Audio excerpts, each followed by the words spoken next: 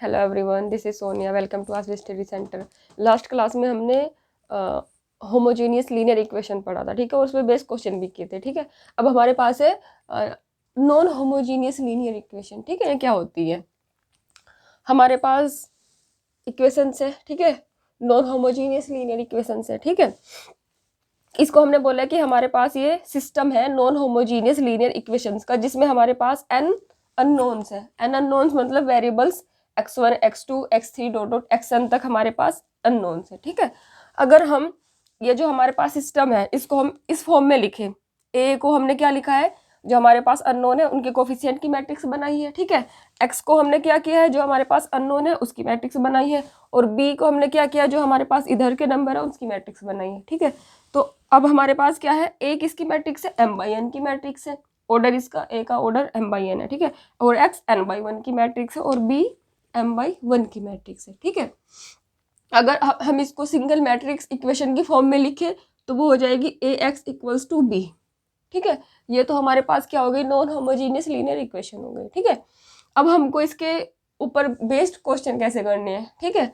तो हमको क्या करना है कि जो हमारे पास a मैट्रिक्स है और जो हमारे पास b मैट्रिक्स का है, ठीक है, उसको हम कंबाइन करके लिखेंगे ऐसे, ठीक है। ये हमारे पास मैट्रिक्स आ जाएगी और इस मैट्रिक्स को हम ऑगमेंटेड मैट्रिक्स बोलते हैं, ठीक है। ये हमारे पास मैट्रिक्स है, ऑगमेंट मैट्रिक्स बोलते हैं इसको, ठीक है। अब इसका वर्किंग रूल क्या होता है, ऑगमेंटेड मैट्रिक्स होती है, ठीक है। अब इसका हमें वर्किंग रूल पढ़ना है, क्या होता है।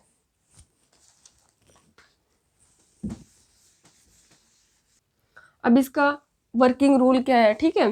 तो हम क्या करेंगे, जो हमारे पास ये ऑगमेंटेड मैट्रिक्स है इसको हमें रिड्यूस करना है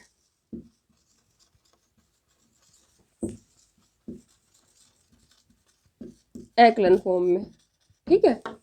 और एक्लन फॉर्म में रिड्यूस कैसे करना है, इसमें ओनली ई एलिमेंट्री रो ऑपरेशंस लगाएंगे, या ट्रांसफॉर्मेशन भी बोलते हैं इसको,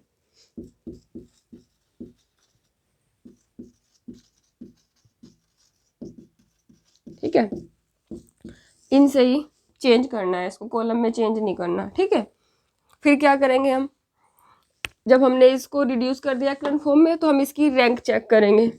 हमको रैंक किसकी चेक करनी है, एक तो ऑगमेंटेड मैट्रिक्स की रैंक देखनी है कितनी आई है, ठीक है। और ए की, जो हमारे पास मैट्रिक्स ए है उसकी रैंक हमको देखनी है कितनी आई है, ठीक है।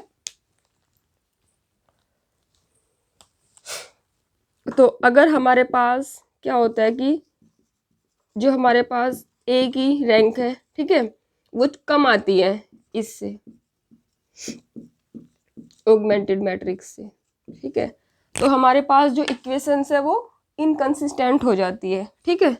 जो ए एक्स इक्वल्स टू बी है वो इनकंसिस्टेंट हो जाता है,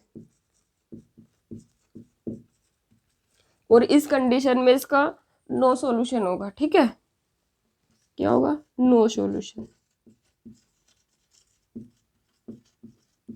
ठीक है।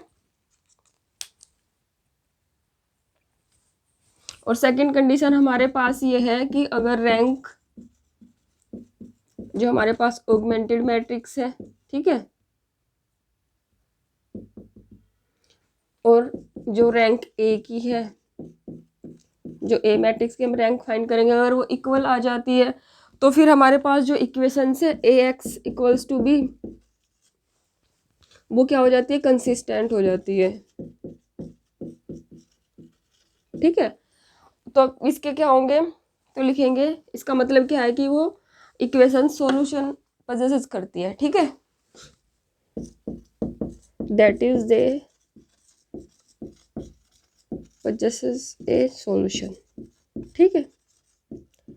तो इसके बाद हमें क्या करना है, जो हमारे पास ए मैट्रिक्स है हम इसको इस फॉर्म में लिख देंगे, ए एक्स इक्वल्स टू बी, जो हमारे पास एक्लन फॉर्म करके आएगी ना, ठीक है, उसको ही हम लिखेंगे ए एक्स इक्वल्स टू बी, ठीक है। फिर वहां से हम इक्वेशंस बनाएंगे, ठीक है। तो हम फिर वहां से किसी एक वेरिएबल को अपनी तरफ से आर्बिट्ररी वैल्यू दे देंगे, ठीक है। तो उसके जिस वेरिएबल को हमने आर्बिट्ररी वैल्यू दी है, ठीक है, उसके बेस पे हम बाकी की वैल्यू फाइंड कर लेंगे, ठीक है। Thank you.